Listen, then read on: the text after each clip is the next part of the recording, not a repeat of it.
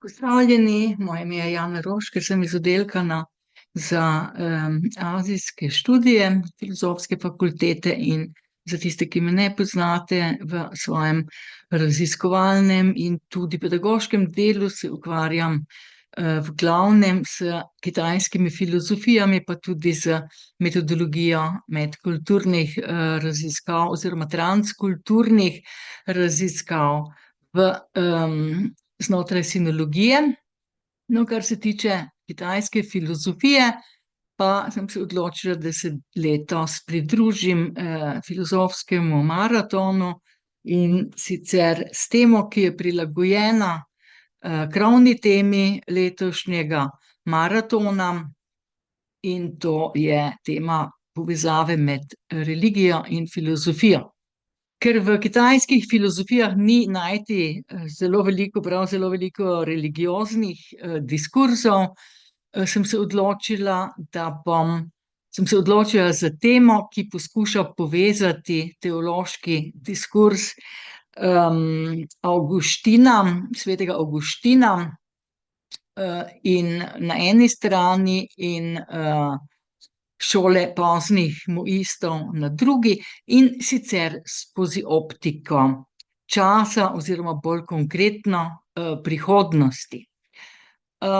No, naše razumevanje prihodnosti je seveda opredeljeno tako z našo vpetostjo v resničnost sedanjosti, kot tudi z našo percepcijo osebne in družbene zgodovine. Človeške predstave o času in o naravi razmerja med preteklostjo, sedanjostjo in prihodnostjo se močno razlikujejo glede na različne jezike, glede na različne filozofske tradicije in kulture. Zato v tem predavanju bom najprej na kratko predstavila temeljna načela, ki zakoličujejo na nek način dojemanje ali konceptualizacijo časa pri poznih muistih. Potem se bom osredotočila z isto tematiko, z podobnim raziskovalnim vprašanjem na delo Avguština iz Hipona, katerega delo je pomembno za razvoj evropske filozofske tradicije, po eni strani zaradi sinteze s teologijo, po drugi strani pa, kar se tiče časa samega, predvsem zaradi njegovega introspektivnega razumevanja časa kot neke notranje psihološke izkušnje, ki se razlikuje od bolj empiričnih pristopov njegovih predhodnikov. No? Raziskovanje in predstavitev oziroma primerjanje teh različnih perspektiv pa različnih predstav v času ter spodbujanje neke produktivne izmenjave med njimi pa lahko obogati naš filozofski premislek in nam omogoči tudi boljši uvid v vprašanja o tem, na kakšen način se naša pričakovanja in videnja prihodnosti oblikujejo znotraj različnih kulturnih in zgodovinskih kontekstov. No, in primerjave med obema tema filozofskima sistemoma se bom lotila z pomočjo oziroma z uporabo metode transkulturne sublacije, ki jo razvijam v zadnjih letih. Pri tem gre za metodo, ki se pokaže kot posebej uporabna ravno pri primerjavah filozofskih tradicij ki so nastale v različnih kulturnih kontekstih, zato se imenuje metoda tudi transkulturna.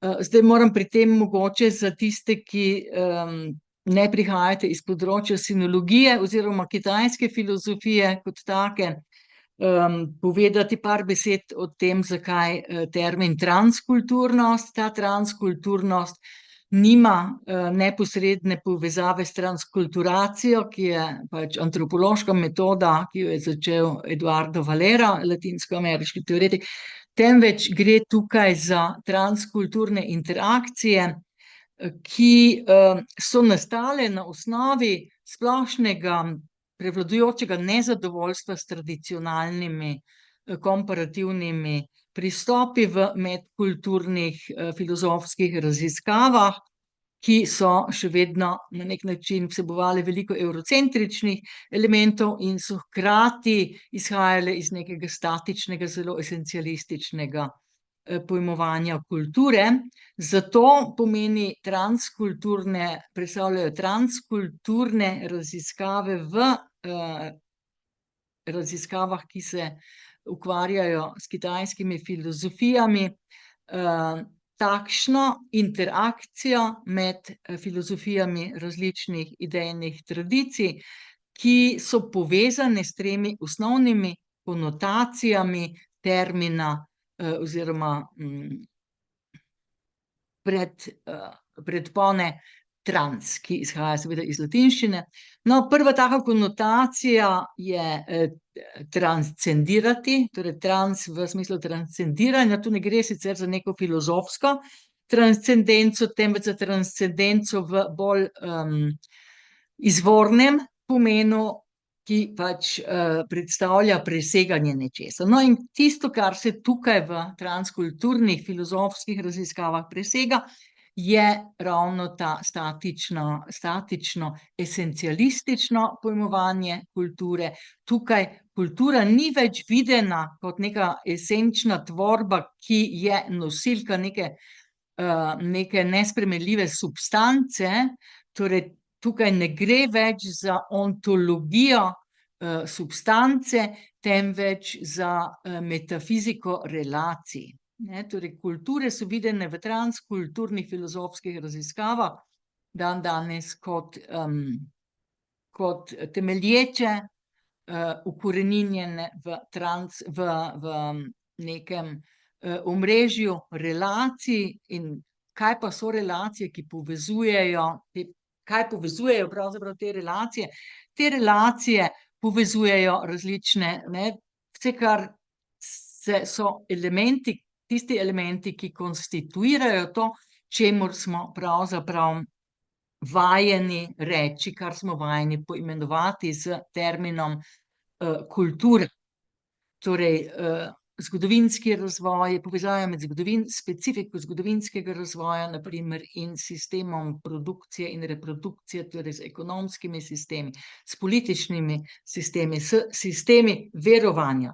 Po drugi strani tudi z ideologijami, pa tudi z gramatično, slovnično strukturo jezika, ki se na tistem področju uporablja. Torej, relacije med vsem tem, ki so seveda spremenljive skozi zgodovino, skozi čas, konstituirajo to, kar mi vidimo kot neko dinamično tvorbo kulture znotraj transkulturnih raziskav. Torej, toliko o tem.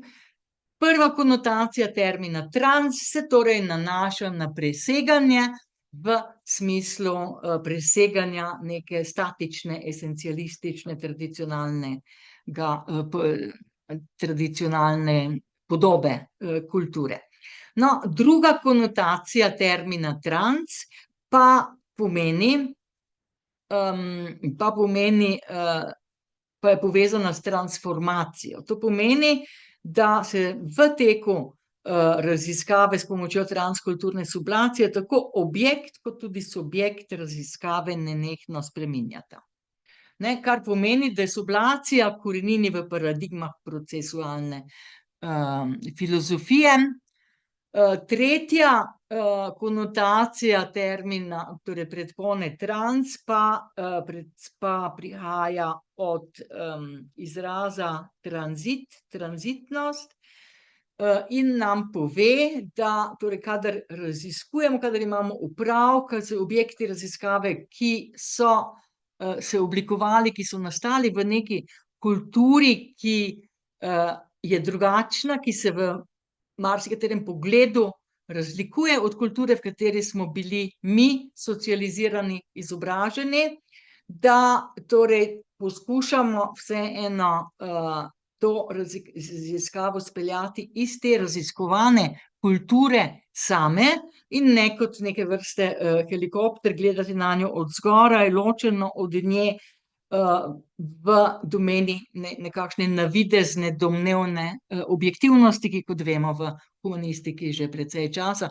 ne obstaja v taki obliki, kot naprimer v naravoslovju, v empiričnih raziskavah. To pomeni, da pač raziskujemo ta objekt v kontekstu, v katerem se nahaja, v katerem je nastal, kar tudi pomeni, da moramo to drugo kulturno ozadje precej dobro poznati. Ta metoda pa spominja v marsičem tudi na antropološko metodo opazovanja z udeležbo. Ja, in je torej v tem smislu uporabna v najrazličnejših disciplinah. Kaj je pravzaprav sublacija? Zakaj ime sublacija? Sublacija je v bistvu neologizem, ki je nastal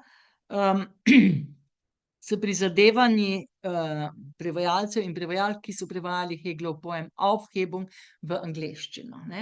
In v angleščini niso našli nekega ustreznega pojma, ki bi v sebi nosil vse tri konotacije, ki so značilne in pomembne za Hegelov termin Aufhebung. To je po eni strani privzdignjenje, po drugi strani, po eni strani ohranitev, po drugi strani odstranitev, torej eliminacija, tretji pomen pa je pomen privzdignjenja. No, in ker pač nobenega ustreznega termina v angleščini ni bilo, so se prevajalci, prevajalke osredotočili na latinščino in tam naleteli na termin sublacijo, ki vse te tri ravnokar opisane pomene vsebuje.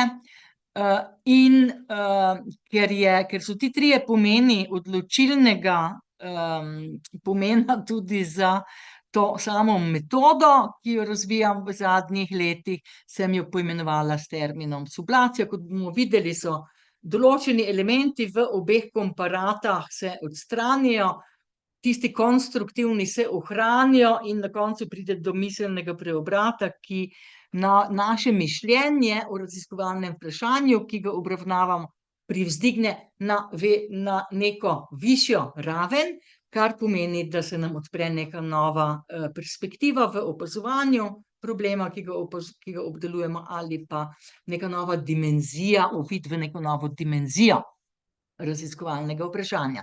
No, ampak po drugi strani, zlasti kadar to metodo predstavljam v angleško govoreči mednarodni akademiji, se pojavijo vselej neke asociacije s hegelijansko dialektiko in tu moram vedno znova razložiti, da razen tega imena pravzaprav ta metoda nima dosti skupnega s Hegelovo triado, ki še vedno temelji na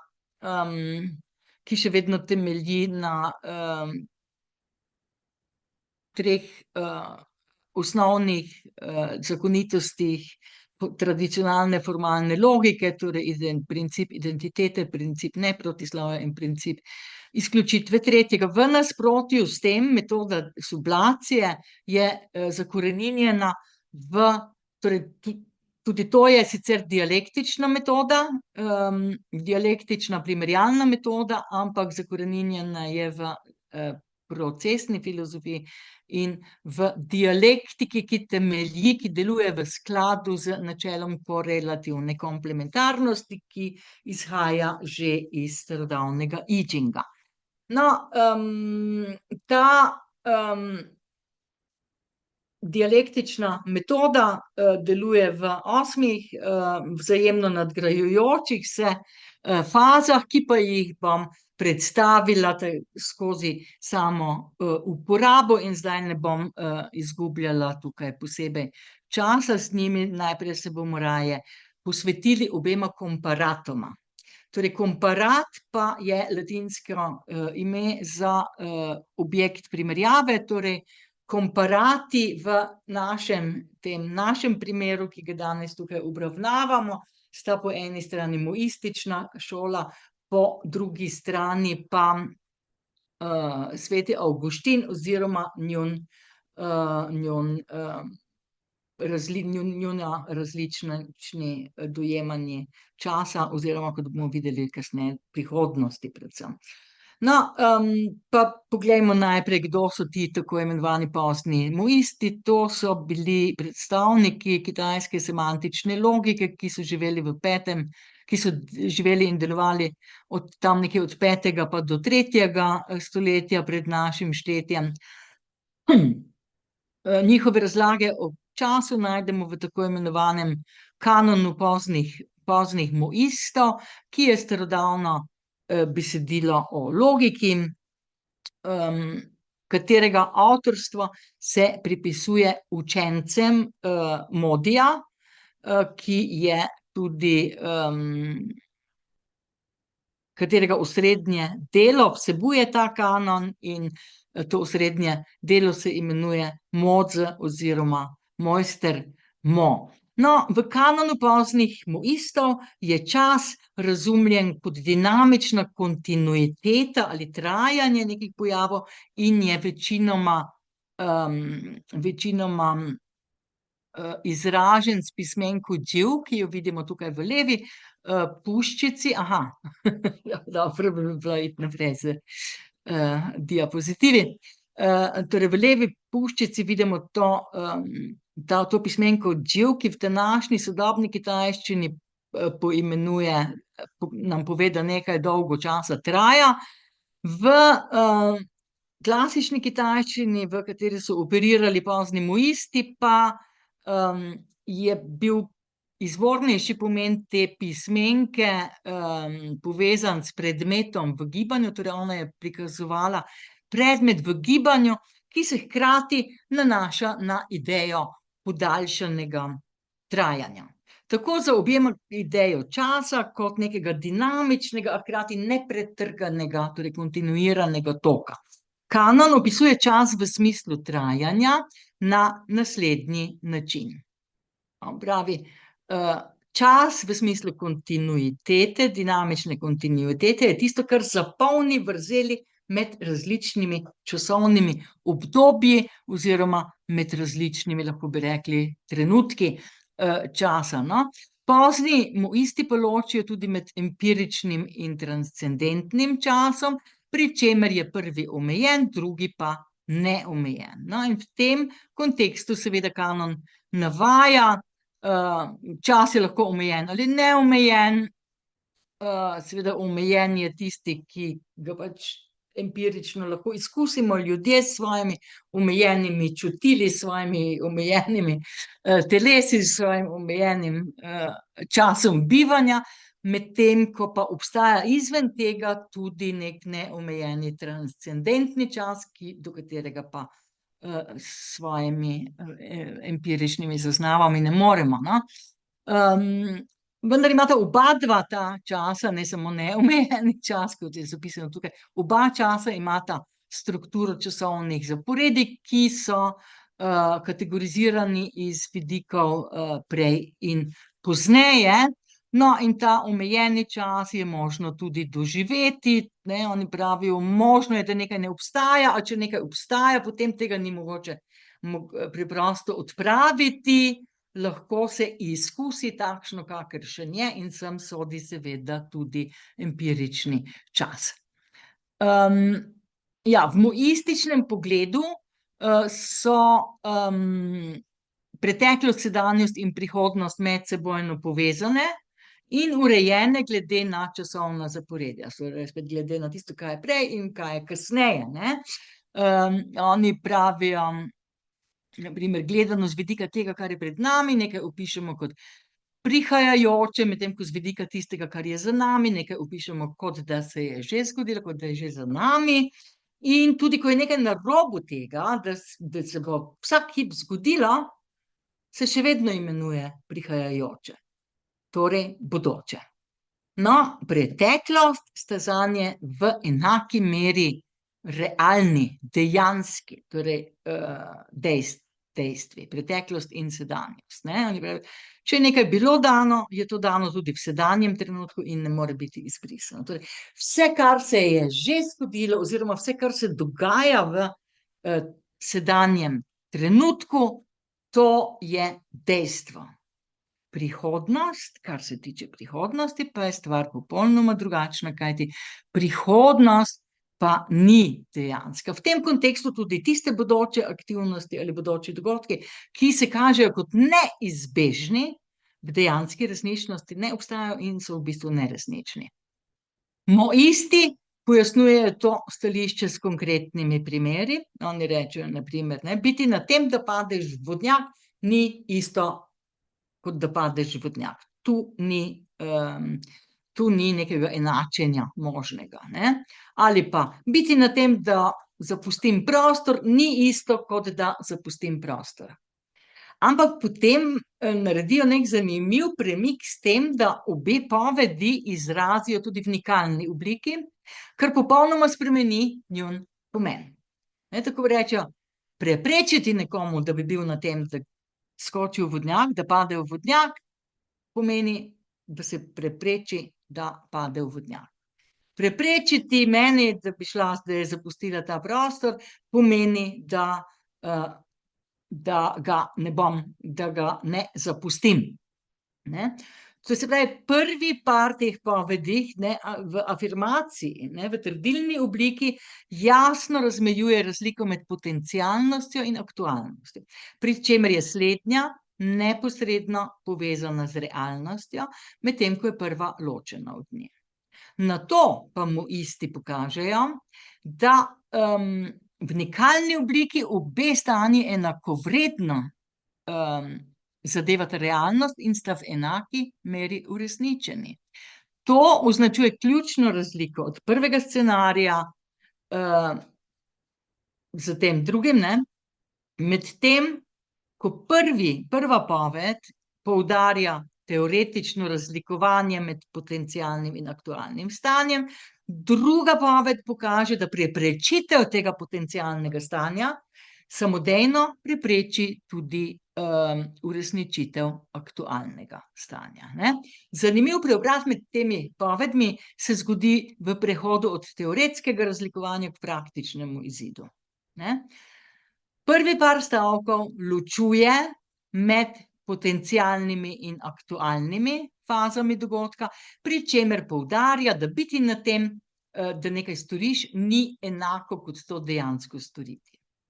Ta razlika služi kontemplativnemu namenu, saj spodbuja razmislek o naravi dejanj in dogodkov. Drugi par povedi pa presega ta razmislek in se usmeri k dejanju.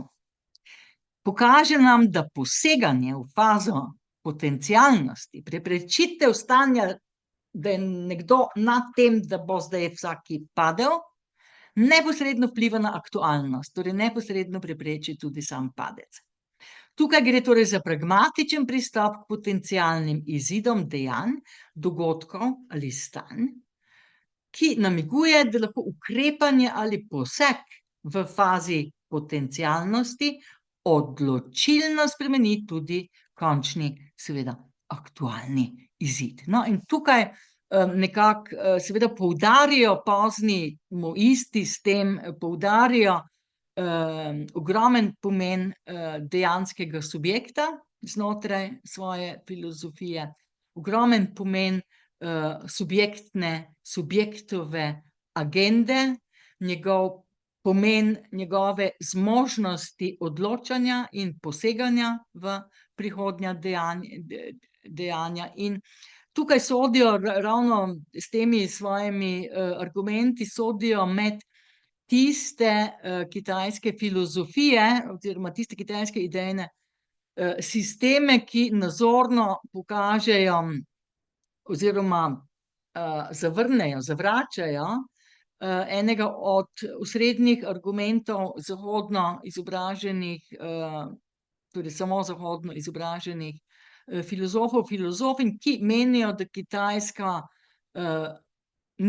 miselnost nikoli ni razvila filozofije, kajti eden od teh osrednjih argumentov, zakaj temu ni tako, je ravno v tem, da kitajske filozofije nikoli niso uspele razviti pojma subjekta oziroma pojma neke subjektnosti z neko agendo.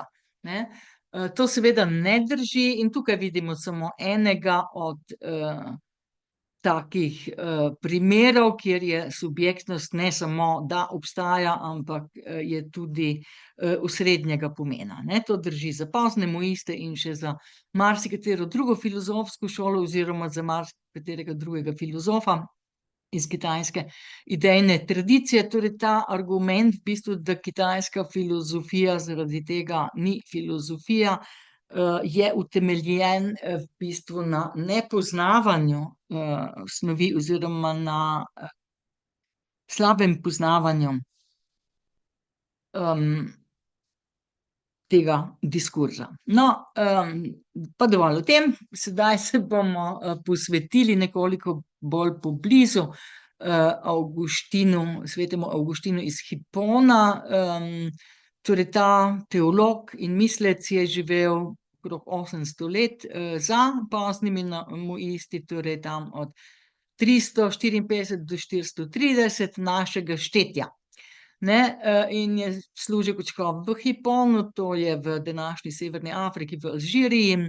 On je pomembno vplival na nadaljnji razvoj krščanstva in tudi zahodne filozofije. Napisal je številna teološka dela, najpomembnejši med njimi sta knjigi Izpovedi in Božje mesto.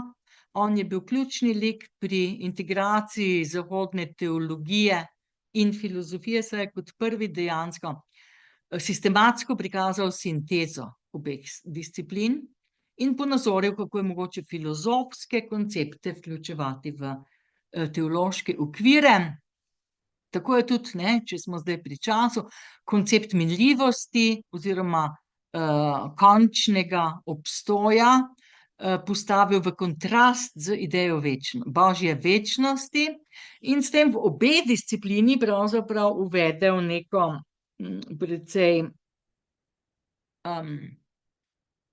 precej globoko in kompleksno temo, ki je močno vplivala na kasnejše krščanstvo in filozofsko miselnost na Zahodu. Ta razlika ga je privedla do poglobljenih raziskav o naravi Boga, večnosti in časa ter spodbudila zelo veliko različnih razprav. To prepletanje teologije in filozofije je bilo v naslednjih stoletjih zelo pomembno, ne, je predstavljalo neko srednjo značilnost večine prevladujočih zahodnih miselnosti, torej ne samo v srednjem veku in v skolastiki, ampak segajo te implikacije dlje v prihodnost, torej tudi v marsikaterem elementu tudi v predmoderno in moderno evropsko oziroma zahodno filozofijo. No, poglejmo si sedaj Avguštinov pojem časa. S tem se ukvarja Avguštin zlasti v svojih izpovedih in sicer zlasti v 11. poglavju te knjige in pri tem razpira neko novo perspektivo, ki je bila zelo pomembna za nadaljnji razvoj zahodne filozofije oziroma dojemanja časa znotraj nje.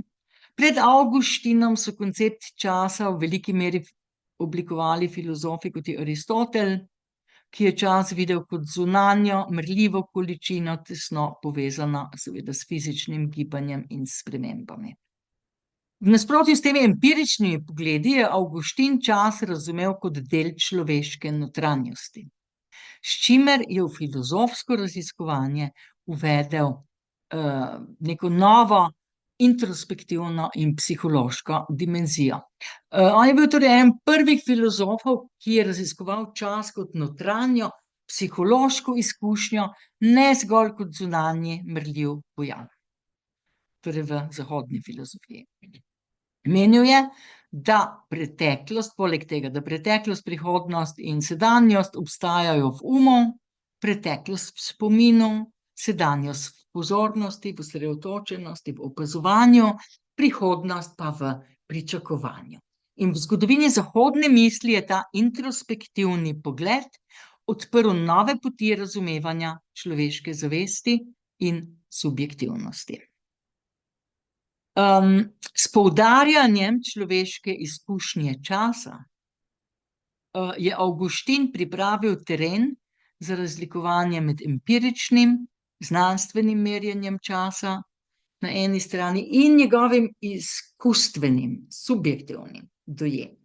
No, in ta razlika je potem trajno vplivala na nadaljnji razvoj zahodne, ne zgolj teologije, temveč tudi filozofije.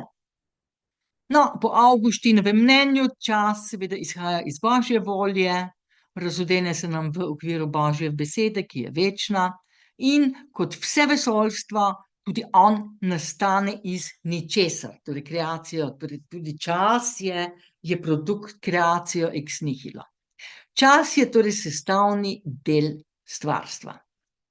No, in Avguštin ga opiše, to razmerje med časom in Bogom, tako kot vidimo v tem citatu, torej ta knjiga izpovedi je pravzaprav zelo močno povezana z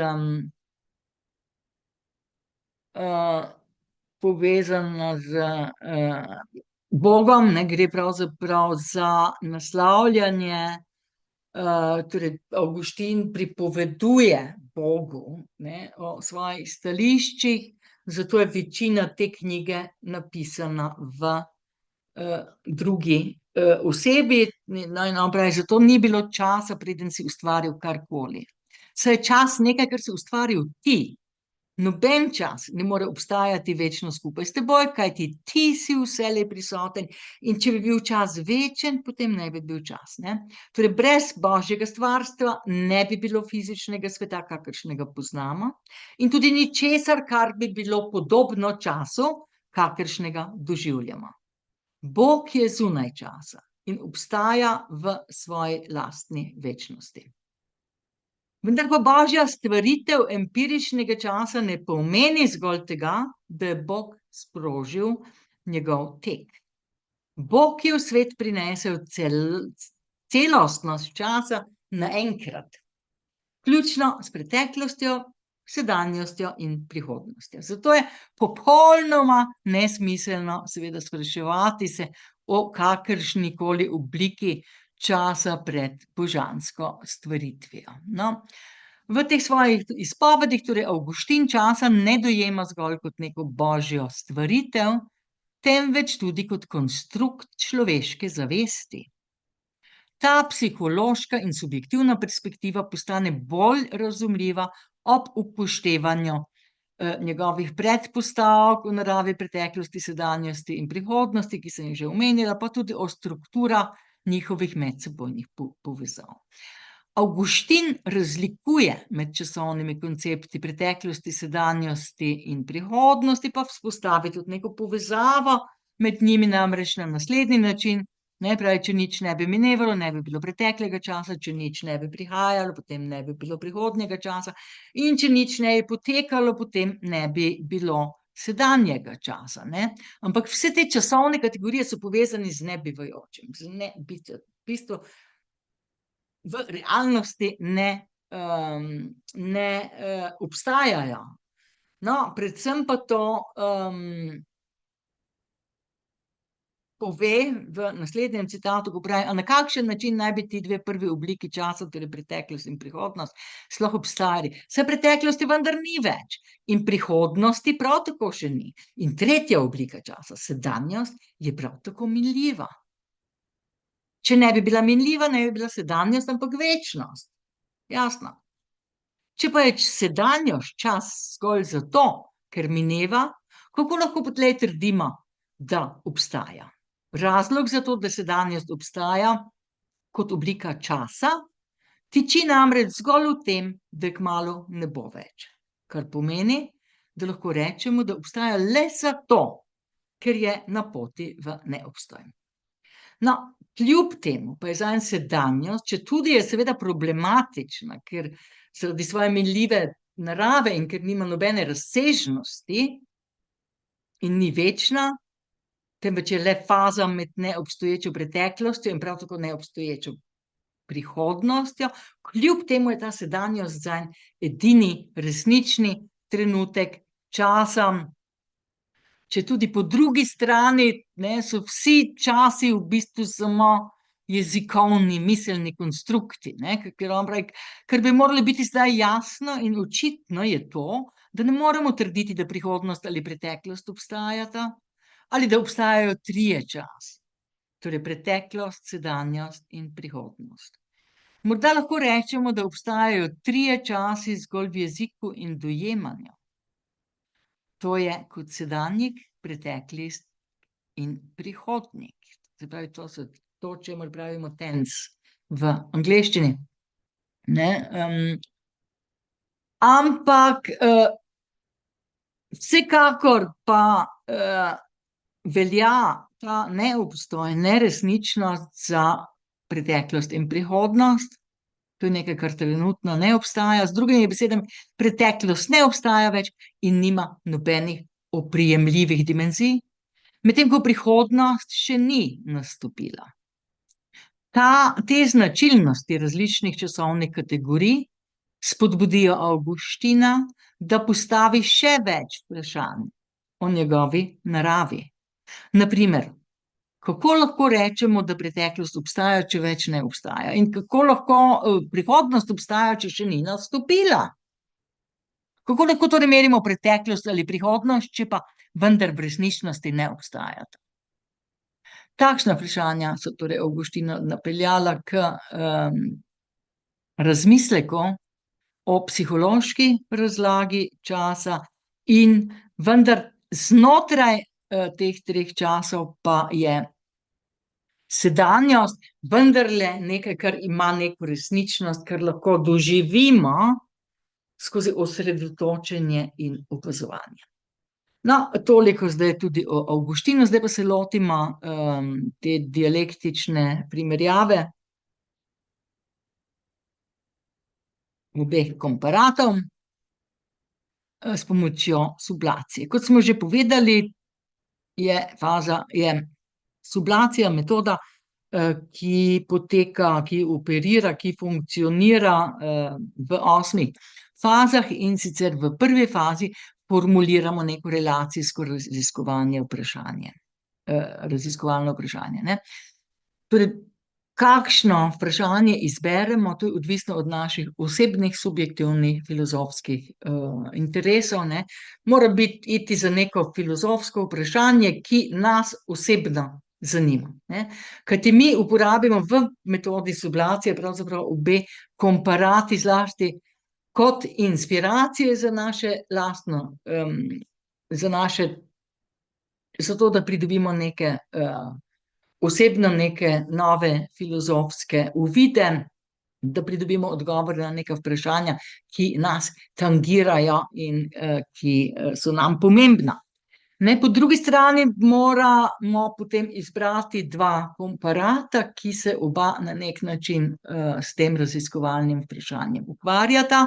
No, in glede na ti dve komparati, Avguština in pozne Moiste, sem formulirala naslednjo vprašanje, to je razmerje med resničnostjo in prihodnostjo. Druga stvar pri izboru raziskovalnega vprašanja je ta, da mora biti formulirano na relacijski način.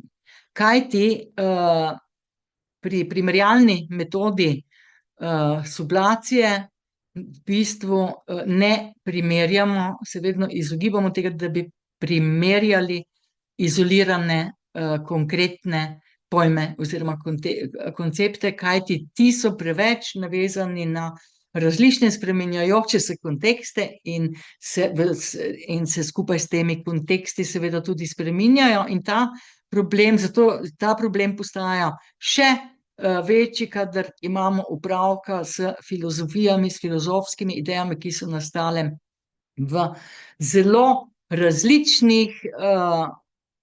na zelo različnih kulturnih ozadjih, ki so plod različnih zgodovinskih razvojev, ki so napisane v popolnoma različnih jezikih z različnimi gramatikaličnimi strukturami in tako naprej. Torej, v takih primerjavah je še posebej nevarno in neverodostojno primerjati koncepte kot take.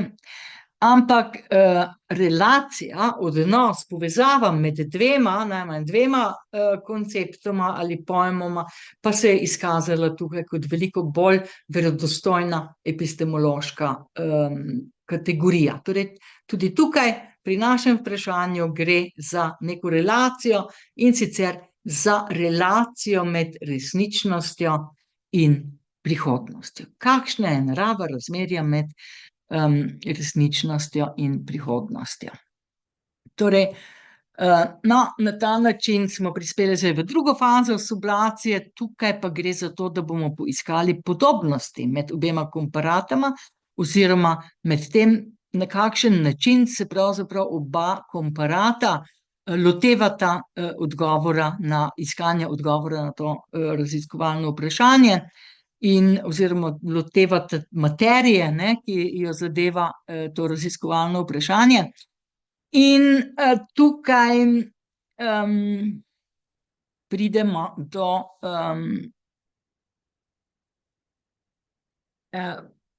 vrste podobnosti, ne. Jaz se bom tukaj osredotočila na 3, ki se mi zdijo za naše raziskovalno vprašanje najpomembnejše. In to so, da oba komparata ločujeta prvič, ne, med objektivnim in subjektivnim oziroma transcendentnim in empiričnim časom. Ne, pri čemer je en končen, drugi pa neskončen. In v tem kontekstu je pomembno poudariti, da oba priznavata tudi pomen subjektivne izkušnje pri razumevanju časa. Torej, to ni samo Avguštinova reč, ampak je seveda znana in pomembna tudi poznim moistom. No, potem druga podobnost je, oba dojemata čas kot neke vrste kontinuum, kjer so preteklost, sedanjost in prihodnost vzajemno povezane. Tretja prihodnost je, da oba razumeta prihodnost kot nekaj, kar ne obstaja v dejanski resničnosti. Zato je ni mogoče povezati z realnimi stanji ali dogodki ali dogajanjem, ne?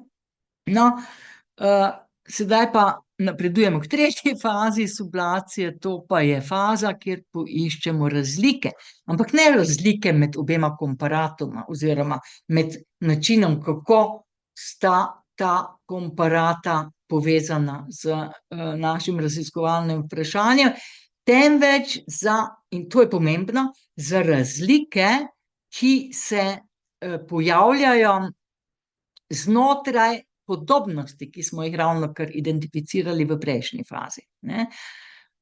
Kajti, kot bomo videli, so sicer ti sklepi, ne, oziroma ta stališča podobna oziroma celo enaka, ampak oba komparata, torej obe filozofski tradiciji, obe filozofiji, oba filozofa se prideta do teh podobnosti iz popolnoma drugačnih izhodišč, kar po eni strani pomeni, da se jih ne da analizirati glede na nekako skupne karakteristike, kar pomeni, da pač so podobni temu, kar je Wittgenstein razumel pod pojmom družinska podobnost, ne, in po drugi strani so zaradi tega tudi funkcije teh navideznih podobnosti, te implikacije, ki jih imajo, popolnoma različne. Zato je ta faza precej pomembna. Torej, zdaj pa poglejmo najprej vse te 3 podobnosti, ki smo jih našli med obema komparatoma.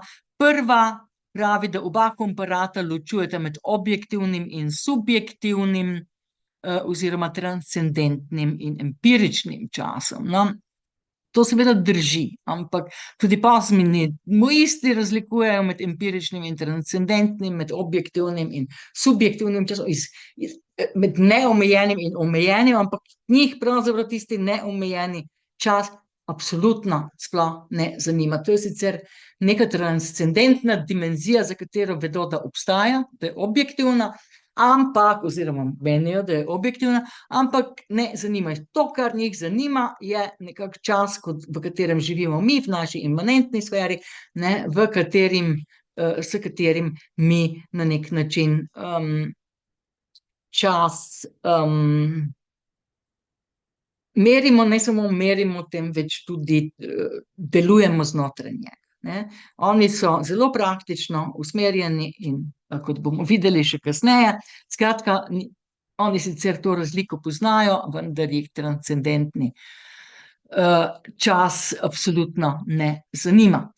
Medtem ko pri Avguštinu je zadeva drugačna, tudi on ločuje med transcendentnim in imanentnim časom oziroma empiričnim časom, ampak zanj sta pač oba dva, stvaritev Boga, objektivni in neskončni. Čas predvsem je tisto, kar je Bog, nekako to celo časovnost priklical, obudil v življenje.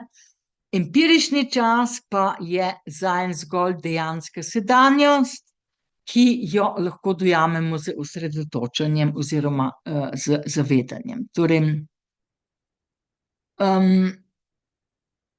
čas, ki ga ljudje lahko zaznavajo, obstaja zgolj v umu, ta pa je varljiv in tesno povezan z našim subjektivnim dojemanjem sveta, kar nas pogosto lahko zavaja.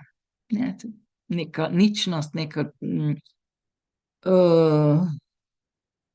nečistost, nepravilnost, naše domnevnost, neka iluzija naše eksistence. Naše misli in naš jezik torej niso natančni, zato je tisto, kar resnično šteje, zgolj takšno dojetje, ki sega onkraj jezika in je umeščeno v transcendentno naravo bivanja, ki je z našo mislijo, našim umom in našimi čutili, recimo, ne moremo zaobjeti. No, zdaj poglejmo, kakšne so razlike znotraj druge podobnosti. Tu pa gre za to, da obe filozofiji priznavata neko medsebojno povezanost med preteklostjo, sedanjostjo in prihodnostjo, ampak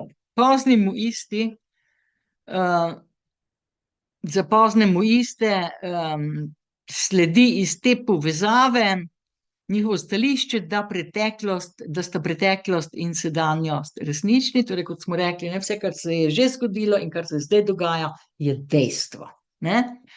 Prihodnost pa ni obravnavana kot del resničnih dejanj, stanj in dogodkov, temveč je neka povsem druga kategorija. Gre tudi za nek način nekaj, kar je primerljivo z Aristotelovo potencialnostjo in aktualnostjo. Pri Avguštinu je stvar drugačna, torej ta povezava tudi obstaja med preteklostjo, sedanjostjo in prihodnostjo, ampak preteklost in prihodnost obstajata le v našem umu, medtem ko je sedanjost resnična, ker jo lahko resnično tudi doživimo, četudi je brez razsežnosti. Poglejmo si zdaj še razlike v tretji podobnosti. Ta pa pravi, da oba diskurza, avguštinski in muistični, trdita, da prihodnost ne obstaja v dejanski resničnosti in je torej ni mogoče povezati z dejanskimi stanji, dogajanje ali dejanje. Torej, četudi in tukaj je pa jasno, da po muističnem kanonu je v bistvu samo prihodnost tisti modus časa, ki v dejanskosti ne obstaja. Vse drugo obstaja, edino prihodnost pač ne obstaja, medtem ko si to karakteristiko pri Avguštinu prihodnost deli tudi s preteklostjo, kajti zanje tako preteklost kot prihodnost nista dejanski obliki bivanja, ker pač obstajata samo v pričakovanju oziroma v spominu.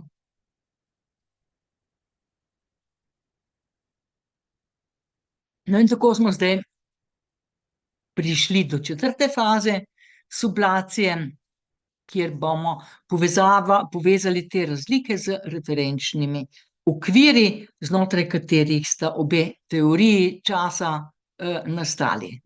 Kot vemo, so pač referenčne okvire, tukaj vidim kot neka semantična omrežja, ki opredeljujejo pomen vsakega pojma znotraj neke teorije, hkrati opredeljujejo tudi povezave med obema, med dvema ali večjimi pojmi, torej med samimi pojmi, in hkrati tudi samo ontologijo omrežja kot takega, ne, torej ontološki pomen, ontološki smisel, ne, kakšno je pravzaprav videnje sveta v skladu s tem referenčnim okvirom, v skladu s tem, ki ga za sabo vleče, bi lahko rekli, to semantično omrežje, ne. No, zdaj najprej si poglejmo in seveda je jasno, ne, bolj dlje vsak sebi sta nastala dva kulturno pogojena diskurza, ki sta nastala v različnih zgodovinah, jezikih in tako naprej. Večja je možnost, da se bodo ti referenčni okviri, v katere so umeščene njune teorije, predvsem znotraj humanistike, filozofije, ki je izrazito konceptualna veda, torej večja je možnost, da bodo ti referenčni okviri zelo, zelo drugačni. No, poglejmo si najprej referenčni okvir, v katerega je postavljeno oziroma iz katerega je vzniknilo Avguštinovo dojemanje časa, ne. Ta referenčni okvir je globoko zakoreninjen v krščanski teologiji in zato je njegovo filozofsko raziskovanje tudi tesno povezano z njenimi osnovnimi načeli. Avguštin je trdil, da je Bog končni vir vsega bivanja in vse biti, ter da vse, kar obstaja, obstaja, ker je del esence Božjega.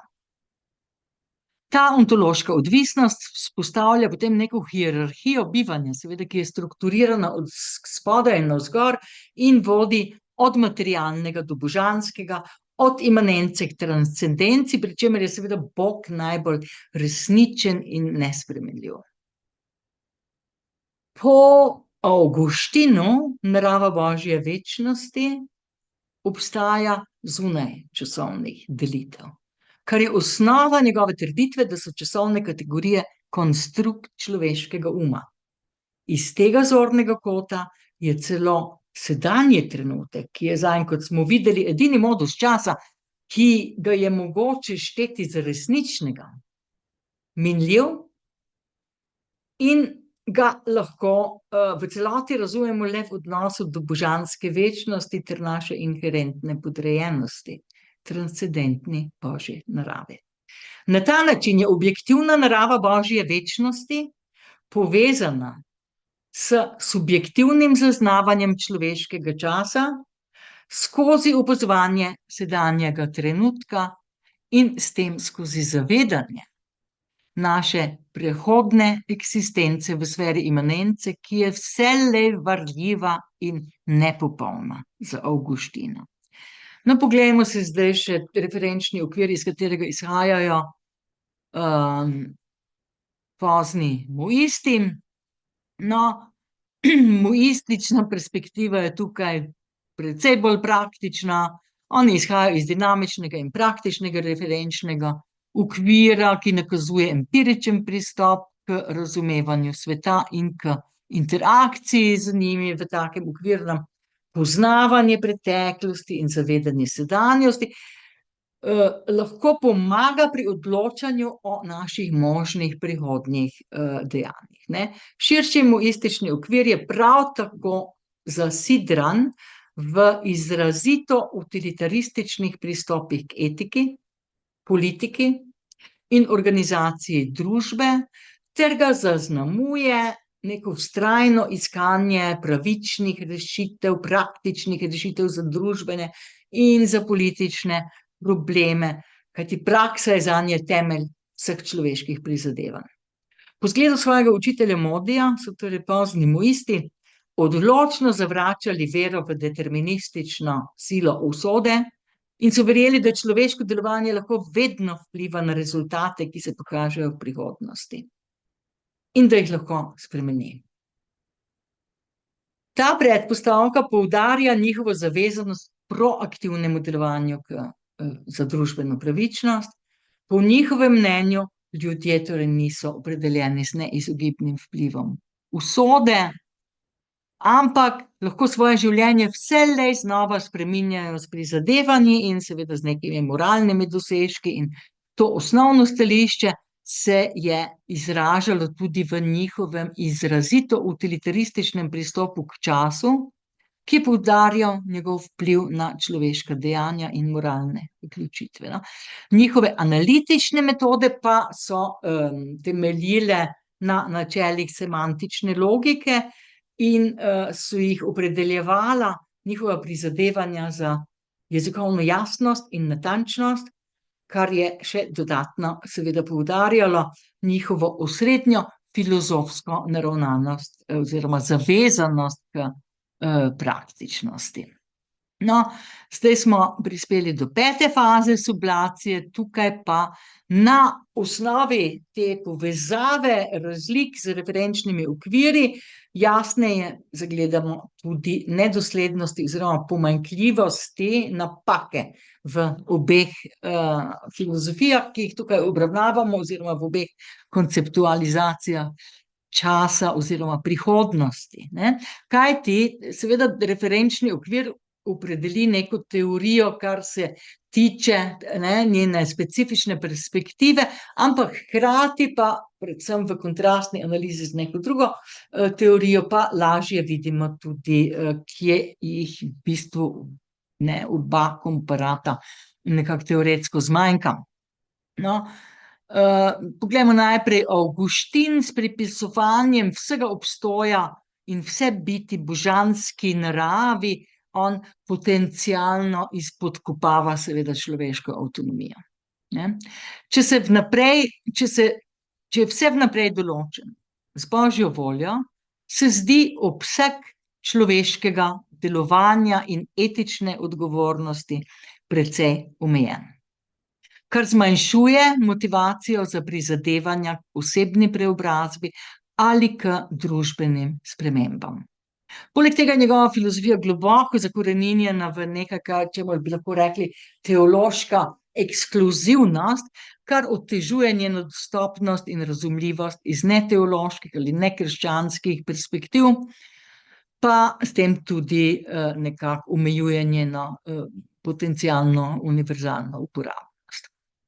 Zdaj, kaj je pa z muisti narobe? Z muisti je pa narobe, da oni sicer poudarjajo empirično razumevanje časa na podlagi razumevanja preteklosti in izkušanja sedanjosti, ampak ta njihov pristop popolnoma zanemari, sploh če ga postavimo v kontrastno analizo z Avguštinom, popolnoma zanemari spekulativne in domišljijske vidike, ki so prav tako ključni za vizijo in oblikovanje prihodnjih možnosti onkraj neposrednih empiričnih opazovanj.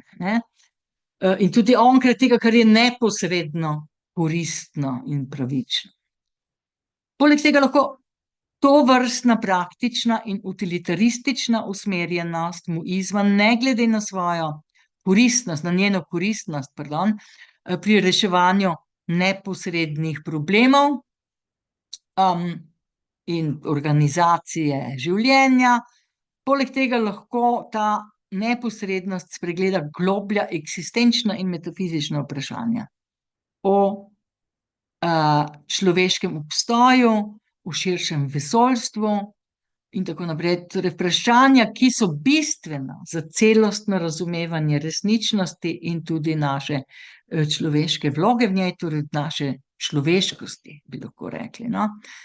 Zdaj pa se posvetimo 6. fazi sublacije. Zdaj smo identificirali in tudi odstranili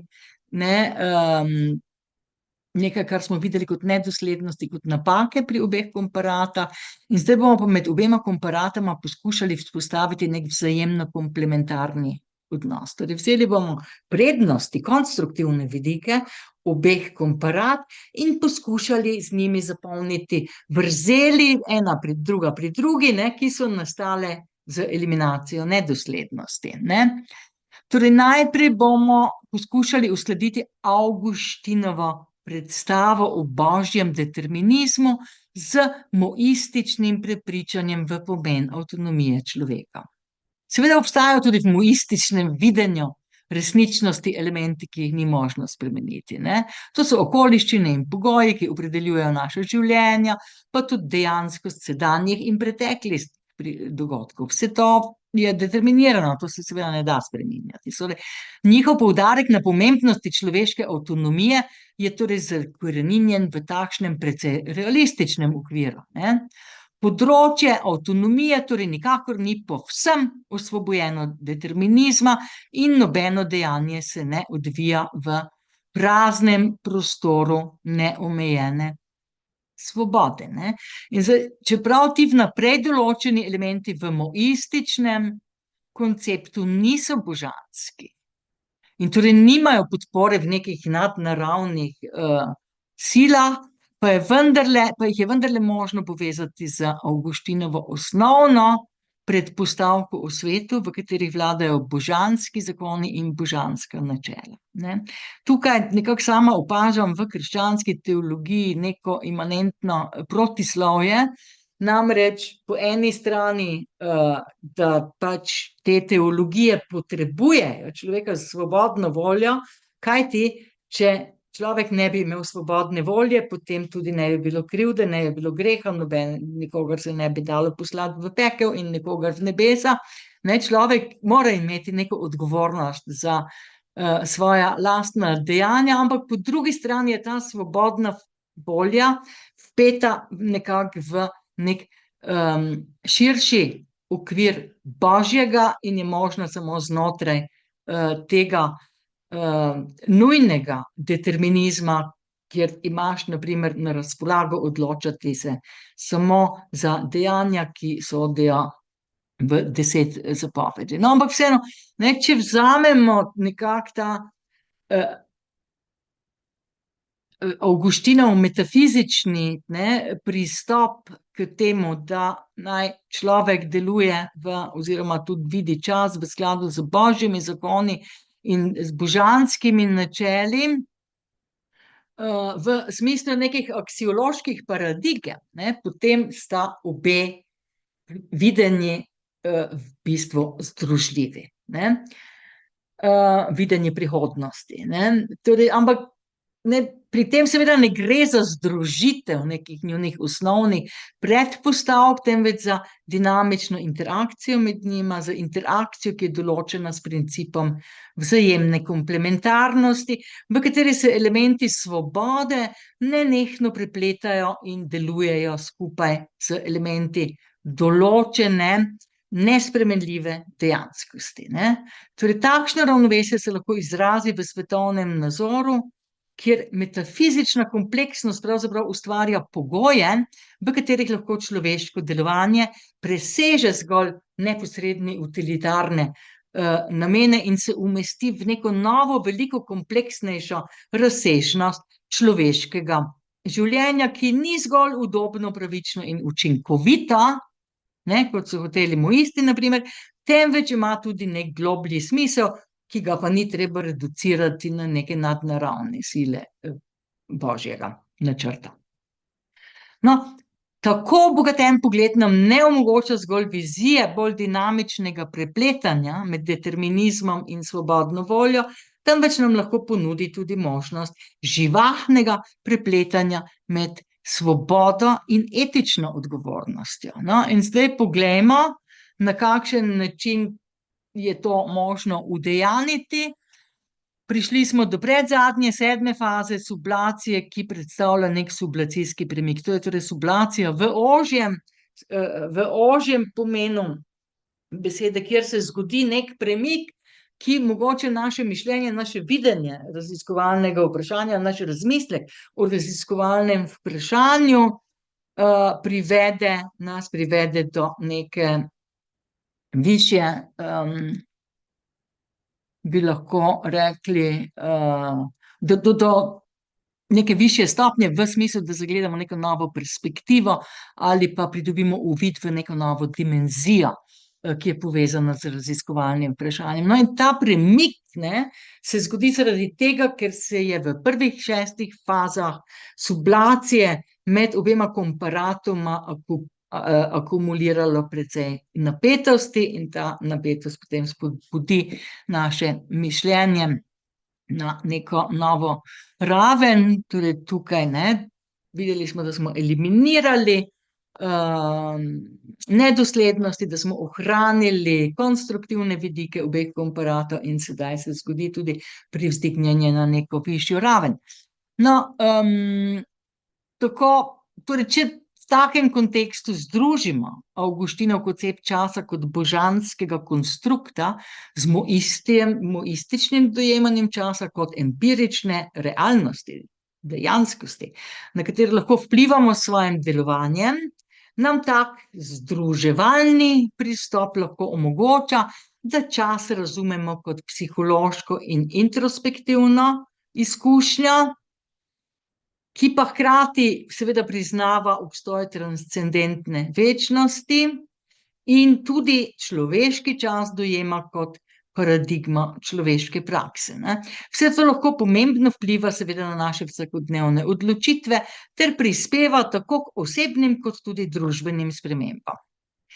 Taka vzajemna komplementarnost vzpostavlja torej nek nov okvir, v katerem metafizični pogoji usmerjajo praktična dejanja, empirična opazovanja pa so po drugi strani vključena v širši aksiološko utemeljen kontekst človeškega bivanja, ne, človeškega bivanja kot neke vrednostno občutene, torej aksiološko občutenega smisla. Na tej podlagi lahko razvijemo binaren pristop k času in resničnosti, v katerem je prihodnost umeščena v dvojno ontologijo, ki jo Mao Zedong imenuje sfera imanentne transcendence oziroma bolje rečeno transcendence v imanenci, torej nekaj podobnega, kot si je Spinoza v svojem panteizmu predstavljal. Torej, s tem procesom, ki predstavlja sublacijo v ožjem pomenu besede, pridobi čas kot tak nov metafizičen pomen, ki je neločljivo povezan s pomenom človeškega življenja. No, in zdaj smo prispeli do zadnje faze sublacije, ki naj bi se manifestirala v nekem novem uvidu, v neki novi ideji, morda v neki novi tezi, v usmeritvi, kam gremo zdaj naprej raziskovati in tako naprej. Torej, čas smo vajeni pri nas, ne, torej v naši kulturi, razumevati kot linearen tok dogodkov in procesov, ki vključujejo premike entitet, dejanj in reakcij vzročnih povezav, pri čemer je vse to vpeto seveda v spremembe prostora. V takšnem razumevanju je čas razdeljen na 3 glavne kategorije časovne, to so preteklost, sedanjost in prihodnost, ne, ki pač potekajo v tem linearnem pogledu. Seveda preteklost sledi sedanjosti, preteklosti sledi sedanjost, sedanjosti pa sledi prihodnost, ne, ampak v kitajski tradiciji in v mnogih drugih tradicijah, ki so nekako bolj tesno povezane z naravno filozofijo, pa najdemo tudi ciklično koncepcijo časa, ampak kot bomo videli, smo tukaj naleteli še na neko tretjo koncepcijo časa. Torej, sveti Avguštin meni, da prihodnost ne obstaja, kar se seveda deli s preteklostjo, in po njegovem mnenju človeški inherentno konstruira linearno koncepcijo časa, čeravno je ta iluzorna in v bistvu omejena na slovnične čase. Ampak moistični pogled je tukaj popolnoma drugačen, kot smo videli, ne? In se od njega morda lahko kot pripadniki te kulture, ki temelji na Avguštinovi konceptualizaciji časa, marsikaj novega naučimo, ne? Torej, moističen pogled časa ne sledi linearni konceptualizaciji, pa tudi ne ciklični. Ampak uvaja neko drugačno konceptualizacijo časa, ki je veliko redkejša, torej binarna, ki je v svoji osnovni paradigmi razdeljen na področju dejstev in področju možnosti. Lahko bi rekli tudi z Aristotelovim potencialnostjo in na sfero aktualnosti. Pretekla in sedanja dejanja ter dogodki torej sodijo v dejansko resničnost, prihodnost pa obstaja zgolj kot nek neskončen potencial, ki navdihuje človeška dejanja in spodbuja človeške odločitve. Čeprav dejstev ni možno spremeniti, lahko pogosto vplivamo na dogodke, ki so iz vidika resničnosti še vedno neobstoječa, ampak saj so možna zgolj v prihodnosti. No, in zdaj za konec, preden boste vsi skupaj zaspali, kot tale gospod tukaj, bi povedala še par besed, zakaj, k čemu nas je pravzaprav napeljala ta metoda sublacije, kjer smo skozi prizmo neke kontrastne analize si ogledovali konceptualizacijo prihodnosti pri obeh komparatah, pri Avguštinu in pri poznih moistih.